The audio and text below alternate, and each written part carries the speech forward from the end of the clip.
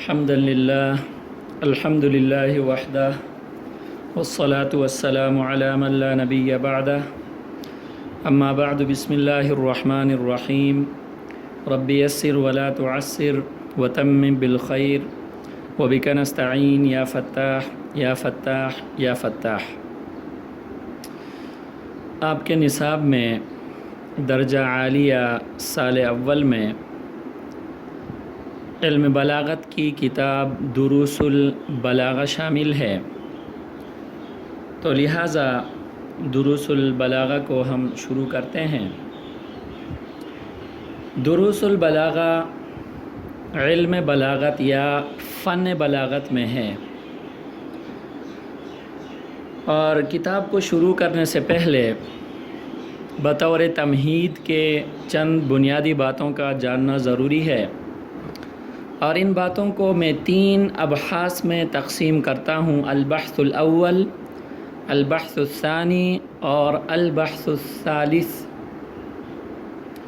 تو ان صورت میں اگر آپ لکھیں تو آپ کے لیے آسانی ہوگی اور یاد کرنا بھی انشاءاللہ آسان ہوگا۔ سب سے پہلے البحث الاول۔ البحث الاول یعنی جو پہلی بحث ہے، اس میں 3 چیزیں ہیں: علم بلاغت کی تعریف، علم البلاغہ کا موضوع، اور علم البلاغہ کی غرض و غایت۔ البحث الثانی یعنی جو دوسری بحث ہے، اس میں علم بلاغہ کی تاریخ، علم البلاغہ کی تاریخ، اور جو تیسری بحث ہے البحث الثالث، اس میں بھی 2 چیزیں ہیں۔ پہلی چیز وجہ تالیف دروس البلاغہ، اور دوسری چیز دروس البلاغہ کے مؤلفین کی حالات زندگی۔ تو شروع کرتے ہیں۔ جو سب سے پہلی بحث ہے البحث الاول، اس میں 3 چیزیں ہیں۔ نمبر 1 علم البلاغہ کی تعریف، نمبر 2 علم البلاغہ کا موضوع، نمبر 3 علم البلاغہ کی غرض و غایت۔ علم البلاغہ کی جو تعریف بلغاء نے کی ہے، اس کے مطابق علم البلاغہ اس علم کا نام ہے جس کے قواعد ملحوظ رکھنے سے مقتضائے حال کے مطابق کلام کرنے میں غلطی واقع نہ ہو۔ یعنی علم البلاغہ یہ قواعد کا علم ہے کہ ان قواعد کو ملحوظ رکھنے سے، ان کی رعایت کرنے سے متکلم کا جو کلام ہوتا ہے مقتضائے حال کے مطابق ہوتا ہے۔ یہ مقتضائے حال کیا چیز ہے، اس کے بارے میں ہم آگے جا کر پڑھیں گے، اور اس مقتضائے حال کلام میں ان قواعد کی رعایت رکھنے سے غلطی واقع نہیں ہوتی۔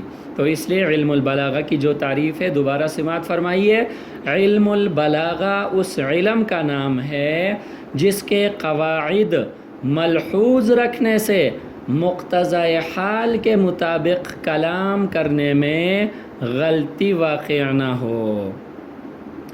دوسرے نمبر پر علم البلاغہ کا موضوع ہے۔ علم البلاغہ کا جو موضوع ہے وہ الفاظ اور معانی ہیں۔ چونکہ اس میں الفاظ اور معانی کی بحث ہوتی ہے، تو لہٰذا علم البلاغہ کا جو موضوع ہے وہ الفاظ اور معانی دونوں کا مجموعہ ہے۔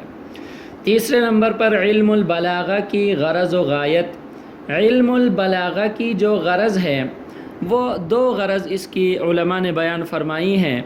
ایک ہے غایت خاصہ اور دوسری ہے غایت عامہ۔ غایت خاصہ یہ ہے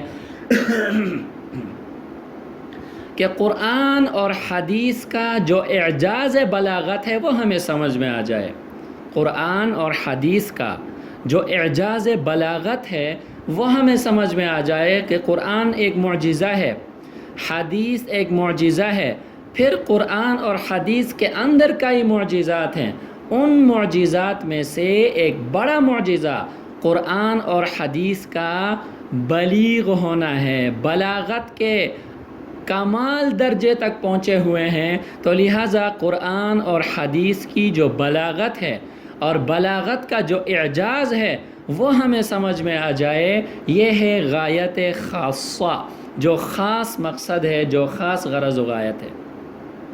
دوسرے نمبر پر غایہ عامہ ہے، یعنی عام غرض و غایت۔ عام غرض و غایت اس علم کا یہ ہے کہ بے موقع کلام صادر نہ ہو، کلام بے موقع نہ ہو۔ کوئی بھی متکلم ہو، وہ جو کلام کرتا ہے اس کا کلام اور اس کی بات وہ بے موقع نہ ہو، وہ مقتضی حال کے خلاف نہ ہو، بلکہ مقتضی حال کے کیا ہو؟ مطابق ہو۔ اچھا جی، یہاں تک ہماری جو البحث الاول ہے، جو پہلی بحث ہے، وہ کیا ہو گئی؟ مکمل ہو گئی۔ علم البلاغہ کی ہم نے تعریف کی، علم البلاغہ کا ہم نے موضوع بیان کیا، اور علم البلاغہ کی ہم نے غرض و غایت بیان کی۔ تو یہ ہمارا جو ہے وہ ہماری البحث الاول یہ مکمل ہو گئی۔ اچھا جی، البحث الثانی جو ہماری دوسری بحث ہے وہ ہے علم بلاغت کی تعریف۔ اچھا، یہاں ایک بات یاد رہے کہ یہ جو البلاغہ ہے اس کو عربی میں چونکہ تائے مدورہ کے ساتھ لکھا جاتا ہے، اور تائے مدورہ کو حالت وقفی میں ہاں سے بدلا جاتا ہے، لہٰذا ہم اس کو البلاغہ پڑھتے ہیں عام طور پر وقف کی حالت میں۔ لیکن اردو میں چونکہ حالت وقفی اور حالت وصل ان دونوں میں کوئی فرق نہیں ہوتا، تو لہٰذا اردو میں یہ لکھا جاتا ہے بڑی تا کے ساتھ، بلاغت لکھا جاتا ہے، بلاغت۔ تو لہٰذا آپ علم البلاغہ کہیں عربی کا اعتبار کرتے ہوئے، یا علم بلاغت کہیں اردو کا اعتبار کرتے ہوئے، تو دونوں ٹھیک ہیں، آپ کو بہرحال اس میں جو ہے وہ توسع ہے۔ بہرحال میں یہ عرض کر رہا تھا، علم بلاغت کی جو تاریخ ہے تو اس کے بارے میں آپ کو کچھ بتا دوں۔ اچھا جی، اس سے پہلے یہ بات سمجھ جائیں کہ علم بلاغت کی 3 شاخیں ہیں۔ علم بلاغہ کی 3 شاخیں ہیں، جن کو علوم ثلاثہ یا فنون ثلاثہ کہا جاتا ہے۔ علوم ثلاثہ یا فنون ثلاثہ کہا جاتا ہے۔ علم المعانی ہے، اسی طرح علم المعانی ہے اس میں، اور علم البدیع ہے۔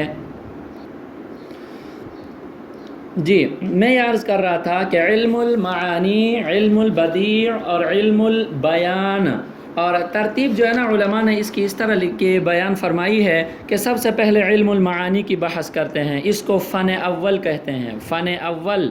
اور دوسرے نمبر پر علم بیان ہے، اس کو فن ثانی کہتے ہیں، اور آخر میں جا کر علم البدیع اس کو فن ثالث کہتے ہیں۔ بہرحال علم بلاغت کی یہ 3 شاخیں ہیں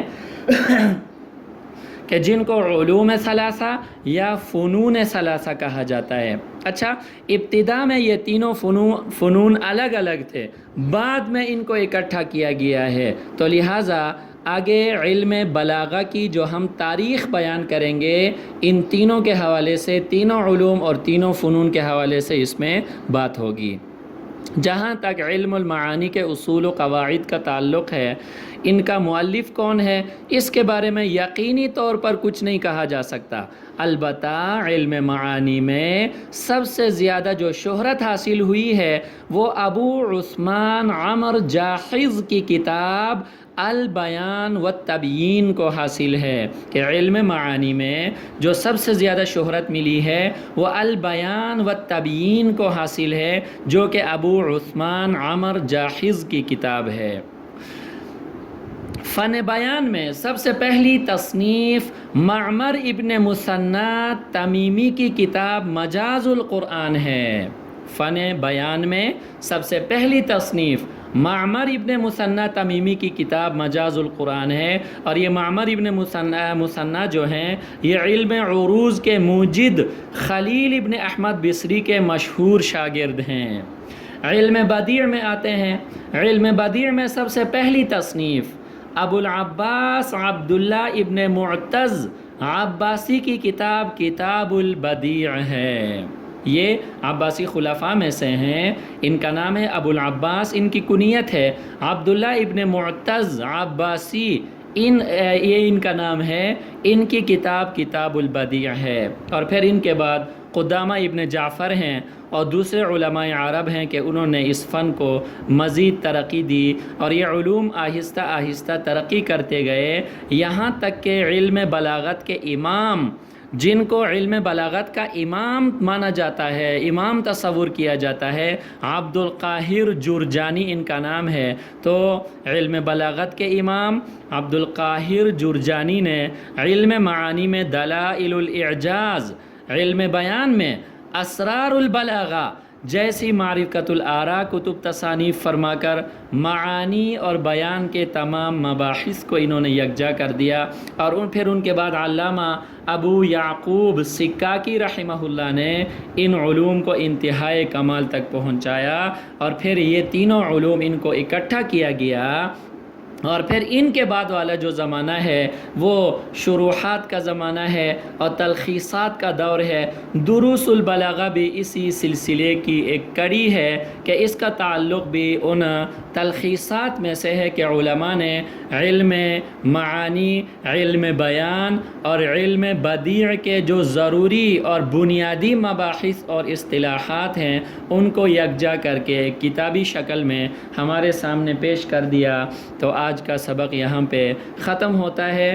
ہم نے 3 چیزیں علم بلاغت کے حوالے سے ہم نے جو 3 مباحث تھیں ان میں سے 2 بحثیں ہم نے پڑھی ہیں۔ جو پہلی ہماری بحث تھی اس میں 3 چیزیں تھیں: علم بلاغہ کی تعریف، اس کا موضوع، اس کی غرض و غایت، اور دوسرے نمبر پر علم بلاغت کی جو تاریخ ہے اس کے حوالے سے ہم نے بات کی ہے۔ اللہ تعالی ہم سب کو عمل کی توفیق عطا فرما دے اور اپنی رضا کے لیے یہ سارے علوم حاصل کرنے کی، پڑھنے اور پڑھانے کی توفیق عطا فرما دے۔ اللہ تعالی علم بلاغت میں ہمیں وہ مقام عطا فرمائے کہ ہم اس کی مدد سے قرآن اور حدیث کا جو اعجاز بلاغت ہے اس کو سمجھنے کے قابل ہو جائیں۔ وآخر دعوانا ان الحمد للہ رب العالمین۔